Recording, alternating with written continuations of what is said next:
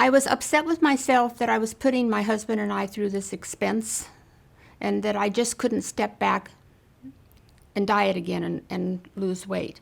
But I knew deep down that I couldn't do that anymore, that I was getting too old. I was 57 years old at the time that I had weight loss surgery. Once I went to sleep and woke up, I was fine. I had had other abdominal surgeries, and with laparoscopic surgery, you don't have the intrusive invasion into your body.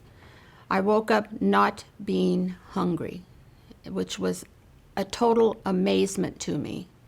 And I often tell people that until you have weight loss surgery, no one can ever understand that because we're always hungry.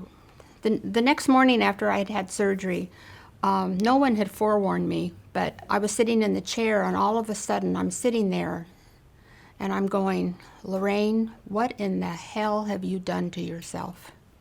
The buyer's remorse set in. You've lost your best friend, food. You're beginning to mourn your best friend and say goodbye to it. Weight loss surgery doctors give you a schedule to follow after surgery, and it's about a 16-week program.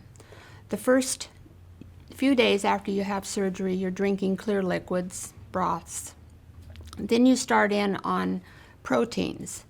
You're instructed to have 64 ounces of water a day along with about 60 to 70 grams of protein. It doesn't sound like much, but when you're not hungry, it's an awful lot. It's kind of like being a baby.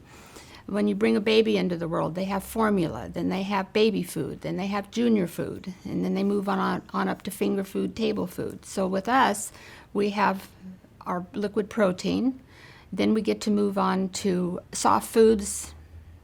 We eat that for a couple of weeks. The next couple of weeks, we get to move on to soft foods, such as scrambled eggs, yogurt, cottage cheese, and things like that. Then we get to move on up to pureed foods, but I instruct our patients that they need to learn how to puree their food with their mouth, with their teeth, or they're going to be in trouble.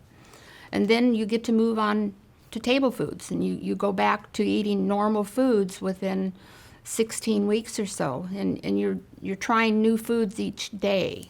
I eat when I'm hungry, and I do know that I have to have 60 to 70 grams of protein a day. 50, 60 grams of that is done in protein, liquid protein, and the rest of it I eat. I can't get that much food in.